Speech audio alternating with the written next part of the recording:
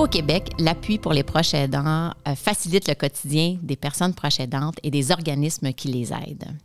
Comment cette mission prend forme concrètement jour après jour et quelles sont les ressources disponibles? Nous avons la chance aujourd'hui de faire un tour d'horizon avec Guillaume Joseph, directeur général de l'appui. Salut Guillaume. Bonjour. Donc, dans un premier temps, on le sait, l'appui est un bailleur de fonds qui offre du soutien à des organismes, du soutien financier à des organismes. Est-ce que tu peux nous en dire un peu plus sur les organismes qui sont financés puis comment ça fonctionne? Bien, on fonctionne par appel de projet. C'est des organismes de partout au Québec. Ça peut être des entreprises d'économie sociale, des sociétés Alzheimer. C'est des organismes communautaires et des entreprises d'économie sociale majoritairement. Donc, on fonctionne par appel de projet. Les organismes déposent donc des idées de projet.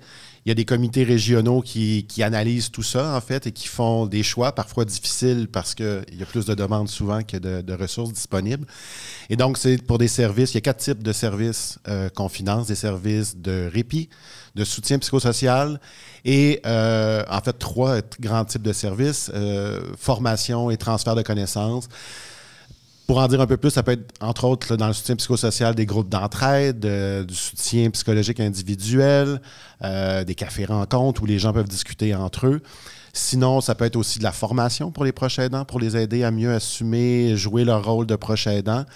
Donc voilà, les grandes familles de services. Puis il y en a combien à peu près par année d'organismes qui sont soutenus? Annuellement, on est rendu à peu près à un peu plus de 200 organismes partout à travers le Québec. Notre dernier appel de projet a permis de financer pour 61 millions de services et activités pour les 3 prochaines années.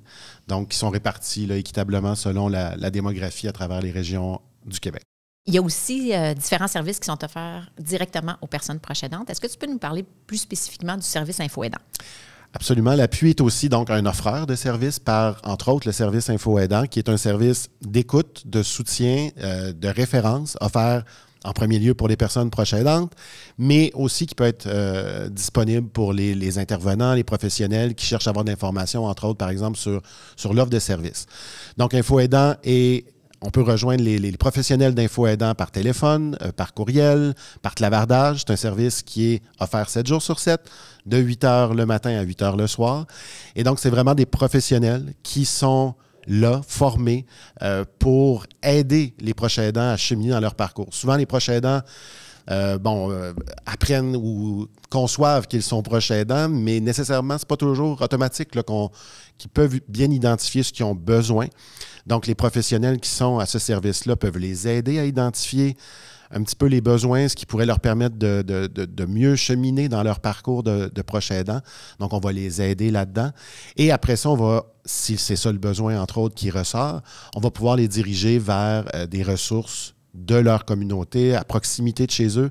Donc, que ce soit, comme on mentionnait, des services de répit, de soutien psychosocial, des groupes d'entraide et tout ça.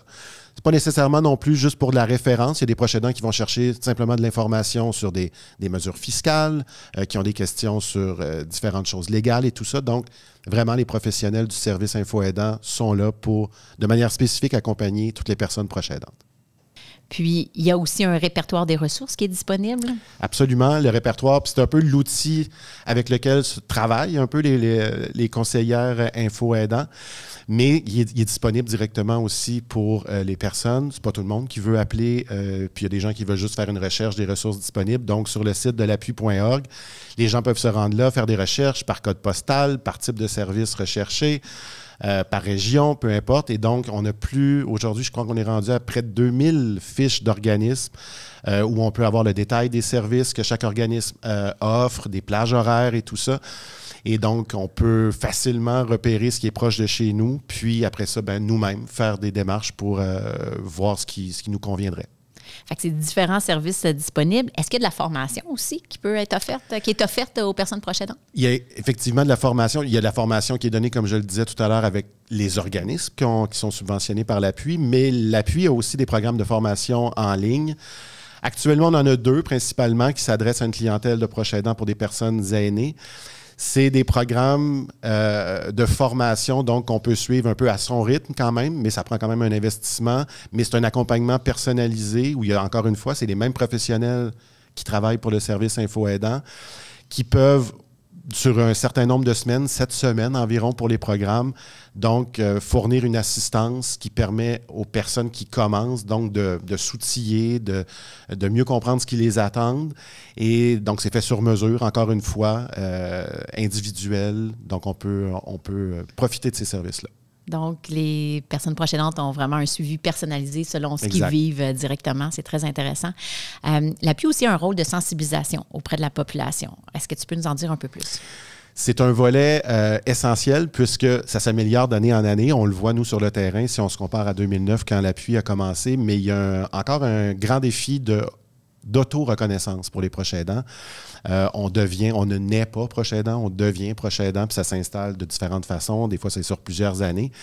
Et donc, c'est important d'aller pouvoir parler de la proche aidance, faire en sorte que la population générale connaisse mieux pour qu'on puisse sociétalement mieux soutenir les personnes proches aidantes. Mais c'est important aussi de faire de la sensibilisation pour justement que chaque personne qui est proche aidante connaisse ou prenne conscience qu'elle l'est, parce que c'est pas naturel. Et donc, si on veut que les proches aidants puissent aller chercher des services, avant tout, il faut qu'ils puissent s'identifier aussi. Le but, c'est pas de mettre une étiquette non plus sur les gens, mais donc, on fait plusieurs activités, des campagnes sociétales, de sensibilisation. Ça nous permet aussi de faire de la sensibilisation sur les services qui existent, parce que c'est pas tout le monde là, qui est un bottin ambulant qui peut savoir ce qui est près de chez soi. Fait que c'est important de faire cette promotion-là.